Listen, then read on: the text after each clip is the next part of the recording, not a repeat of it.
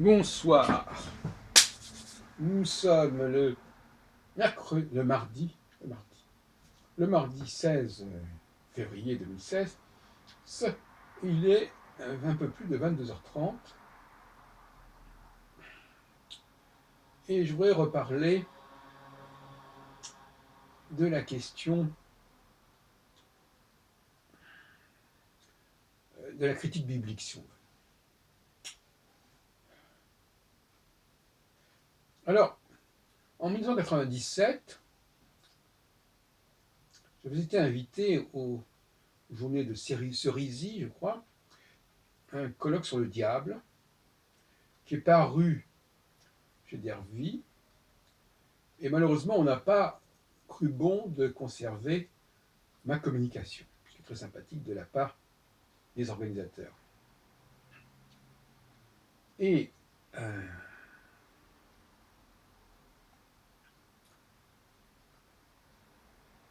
ça a été un des premiers essais, il me semble, qui était consacré chez moi au premier chapitre, au pluriel, au premier chapitre de la Genèse.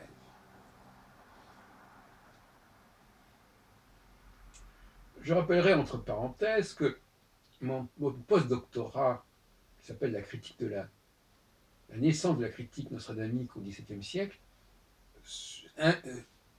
traçait un contexte plus global qui intégrait aussi la naissance de la critique biblique au XVIIe siècle. Et je voudrais faire ma petite contribution à ce sujet. Peut-être d'ailleurs que ce que je vais dire a déjà été dit, je n'en sais rien. Moi-même, je vais, depuis 1993, j'allais depuis 1993 au Congrès mondial des études juives, qui portait toujours une section sur la critique biblique. Je voudrais parler des 5 premiers chapitres de la Genèse, du livre de la Genèse. Je ne suis pas du tout le premier, loin de là, à attirer l'attention sur la dualité des versions qu'on y trouve, avec la question des yavistes, des éloïstes, etc. Mais ça, ce n'est pas de cela dont je veux parler. Il y a 2 récits parallèles dans les quelques chapitres que je viens de mentionner. Le récit du chapitre 1 et du chapitre 5, et le récit des chapitres intercalaires que seraient les 2, 3 et 4. Si je m'abuse. Enfin, en gros, c'est cela. En gros, ce serait cela.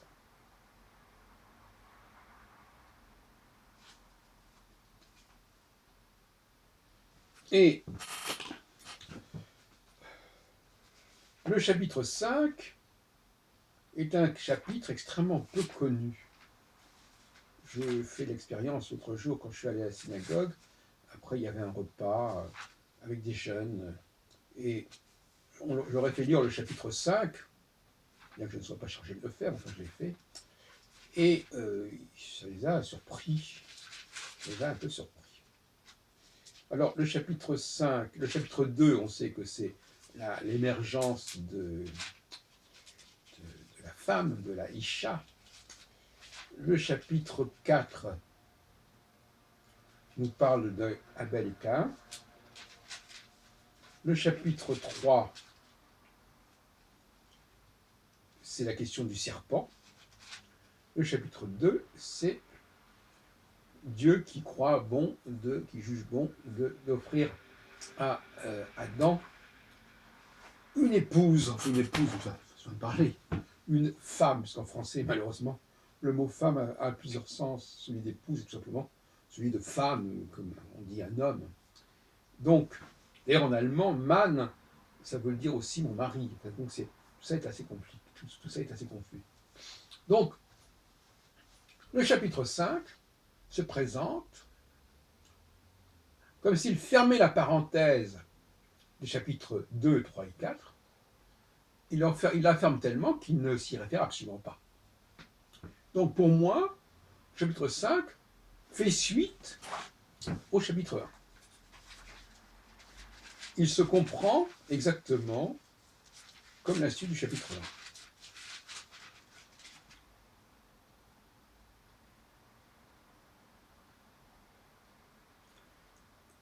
Il est dit que Dieu, à la fin du chapitre 1, le dernier verset, voilà, il est content de ce qu'il a fait jusqu'au 6e jour.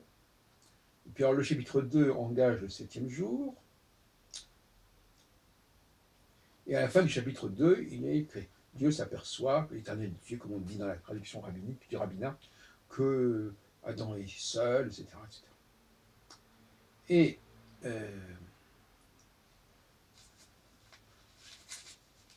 donc j'ai dit, le chapitre 5 fait suite au chapitre 1, à mon avis. Ceci est l'histoire des générations. Ceci est l'histoire des générations, de l'humanité. Alors évidemment, oui, on pourrait dire, oui, mais alors le chapitre 2, le chapitre 1, il se termine au 6e jour, et après il y a le 7e jour. Et effectivement, on dit au début du 2e chapitre, Dieu, voilà, bénit le 7e jour, voilà, et il se reposa de l'œuvre entière qu'il avait produite et organisée. Mais en fait, on pourrait très bien placer ces tout premiers versets du chapitre 2 à la fin du chapitre 1. Hein, pas non plus avoir la religion du découpage en chapitres tel qu'elle nous est parvenue, il ne faudrait pas exagérer. Et donc, effectivement, si on prend ces quelques lignes, je crois que c'est 3 premiers versets du chapitre 2, eh bien, on va les mettre avant le début du chapitre 5. Ceci est l'histoire des générations de l'humanité. Lorsque Dieu créa l'être humain, donc ça a été fait déjà au chapitre 1, il le fit à sa propre ressemblance, il les créa, mâle et femelle, etc. Et Adam produisit un être à son image et selon sa forme, et lui donna pour nom Seth.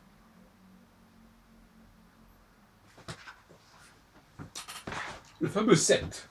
Alors, Seth, il arrive au chapitre 5, donc les gens qui sont un peu naïfs vont dire, ben, Seth, il est né après Abel et Caïn. C'est ce que j'entends souvent dans les milieux juifs. Ah ben Seth, oui, alors Caïn tue Abel, après il est damné, condamné, tout ce que vous voulez, et puis il y a Seth qui apparaît comme ça. On ne veut pas regarder que ce Seth, il est né d'Adam, sans la compagnie, sans l'aide de sa femme, hein, et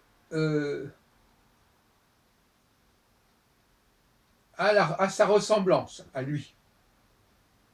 Donc, il y a une sorte de trilogie. Dieu créa Adam à sa ressemblance et Adam créa Seth à sa ressemblance. Avec le même mot demout, qui veut dire ce qui est semblable, dommé. Alors,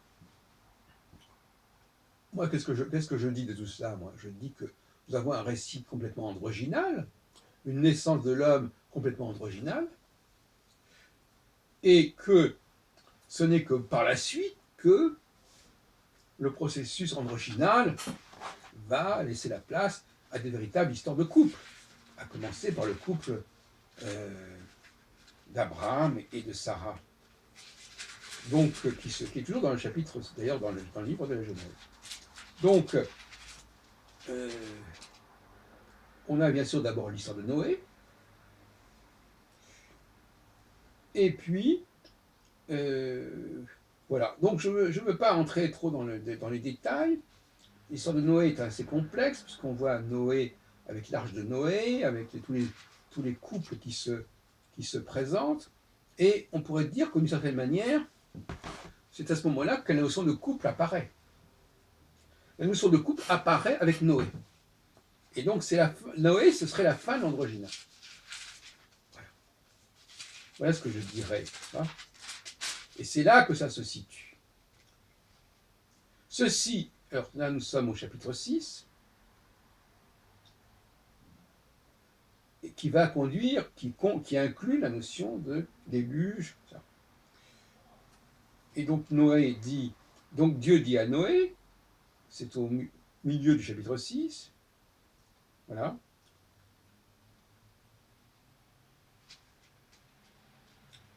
Alors, qu'est-ce qu'il dit exactement sur les couples?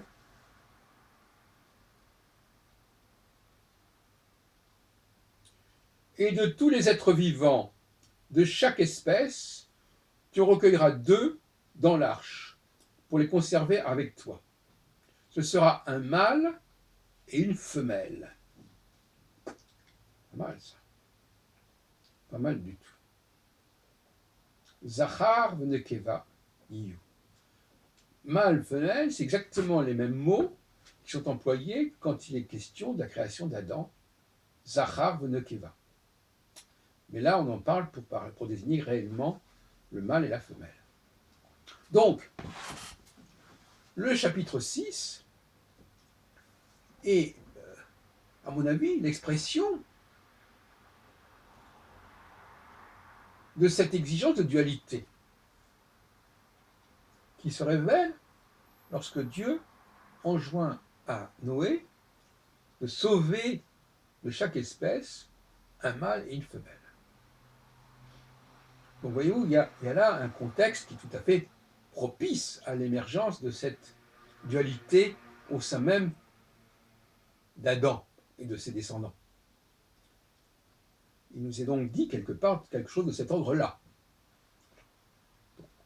Chapitre 5 et chapitre 6, on bascule vers qui sont plus intéressants par certains côtés que les chapitres 2, 3 et 4. Chapitre 5, c'est Seth, qui a une descendance, qui descend d'Adam, qui lui-même est la créature de l'Éternel. Et puis, ça ne se passe pas bien, il y a des problèmes, et finalement, on bâtit l'arche pour sauver du déluge quelques survivants. Et il est dit que dans l'arche, il y aura un mâle et une femelle, Zachar v'nekeva. On retrouve les mêmes expressions que dans le chapitre 1 et dans le chapitre 5.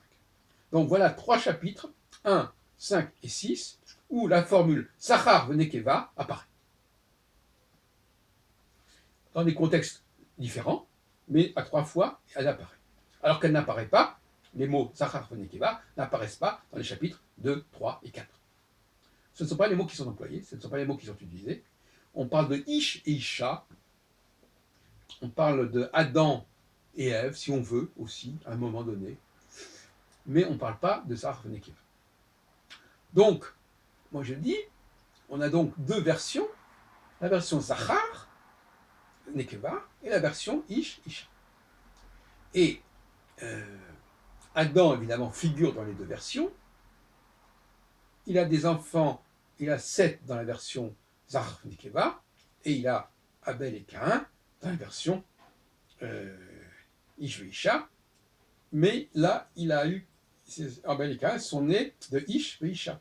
Alors que Seth, il est né seulement d'Adam, puisque Adam est encore androgyne.